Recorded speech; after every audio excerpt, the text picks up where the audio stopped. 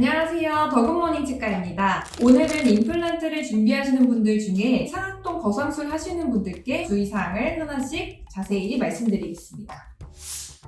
상악동 거상술을 하시는 환자분들께는 주의사항이 조금 더 많다고 들었어요. 첫 번째로 코 푸는 게 금지입니다. 우리 코랑요, 이 상악동은 연결이 돼 있어요. 코를 흥 하고 바람을 이렇게 뿜으면은 바깥으로 바람이 나가기도 하지만 실제로 이 안쪽에서 상악동으로 바람이 좀 들어갑니다. 바람이 이렇게 들어가기 때문에 코 푸는 거의 압력에 의해서 흐트러지거나 혹은 더 심한 경우에는 막이 찢어지기도 합니다.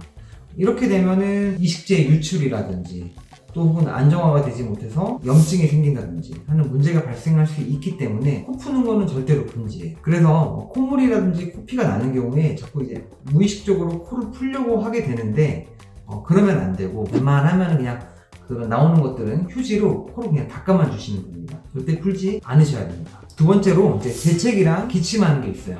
이것도 똑같이 코처럼 이 구강 구조도 이 상악동이랑 연결되어 있습니다. 바람이 바깥으로도 나가지만 실제로는 안쪽으로 들어가거든요.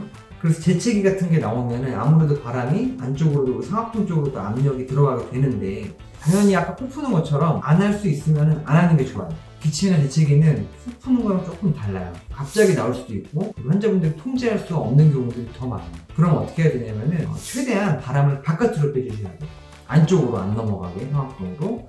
그래서 마스크를 쓰는 한이 있더라도 입을 이렇게 딱 막아가지고 바람을 못 나가게 하면 안 됩니다. 그래서 기침이라든지 재채기가 나올 때 입을 막지 않고 바람을 최대한 입 바깥으로 빼주시는 게 좋습니다. 그다음 세 번째로는 가장 중요한 걸 수 있어요. 금주랑 금연인데요. 금주 같은 경우는 사실상 한 일주일 정도만 금주하시면 큰 문제가 없습니다. 왜 금주를 하라고 하냐면은 우리가 술을 먹으면 몸 안에 혈압이 올라가게 됩니다. 혈압이 올라가게 되면은 막이 부어오를 수도 있고 상악동 같은데 염증이 생길 수도 있고 감염이 올 수도 있습니다. 치유하는 과정 속에 술까지 먹으면 더 붓기 때문에 술을 드시지 말라고 합니다. 담배는 정말로 안 좋습니다. 제가 하지 말라고 한 이유가 상악동이랑 코랑 입이랑 다 연결되어 있다고 제가 말씀드렸죠. 그런데 우리가 담배를 피게 되면은 담배를 이렇게 한 입 품고 코로도 이렇게 나오시잖아요. 코, 입 이렇게 다 순환하게 되는데 상악동 쪽으로 그 담배 연기가 다 들어가게 됩니다. 그러면 어떻게 되냐면은 우리가 뼈에 식혀놨던 이식제에 그 담배 연기가 이제 다 묻어지면서 감염의 가능성이 엄청나게 높아지죠. 크게 문제가 없는 경우들이 있지만 특히나 수술 후에 한 달 정도는 금연을 해주시는 게 정말로 중요합니다. 근데 한 달까지는 나는 정말로 못 참겠다 이렇게 말씀하시는 환자분들이 있어요. 2주까지는 그래도 상처가 좀 안정화되는 시기이기 때문에 그때까지만이라도 정말 금연을 해주시고요.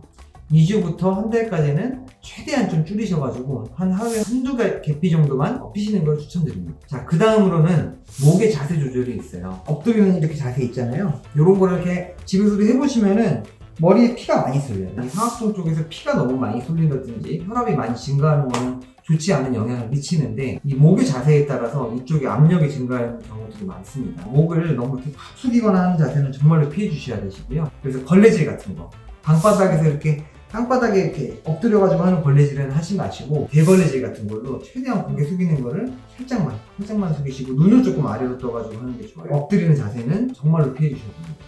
그리고 또 하나 자세가 아예 뒤로 눕는 자세가 있거든요. 이런 자세들은 그냥 완전히 눕기 때문에 그 심장에서 머리로 피가 많이 갑니다. 그래서 보통 이런 경우들은 높은 베개를 베가지고 머리를 심장보다 조금 더 높은 위치로 올려달라. 이렇게 제가 항상 이렇게 설명을 드립니다. 혈압에 의한 압력이 좀 더 적어집니다. 자, 마지막으로 기압 변화가 있는데요. 혈압에 의해서 이 상악동막이 부풀어 오르거나 그것 때문에 염증이 생기거나 하는 것처럼 기압 차이가 있는 그런 곳은 가시면 안 돼요. 첫 번째로는 비행기 타는 거. 등산같이 너무 높은 곳 올라가는 거. 두 행이처럼 귀가 멍멍해질 정도로 높은 곳 올라가시는 지역들은 2주간 피해 주셔야 됩니다. 그래야지 상악동에 큰 문제가 없이 치유 과정이 정상적으로 진행될 수가 있습니다. 이렇게 상악동 주의사항에 대해서 알아보았습니다. 이 주의사항들은 성공적인 사례를 위해서 꼭 지켜주셔야 되고요. 문의사항 있으시면 병원으로 전화 주시면 됩니다. 빠른 회복을 기원하겠습니다. 감사합니다.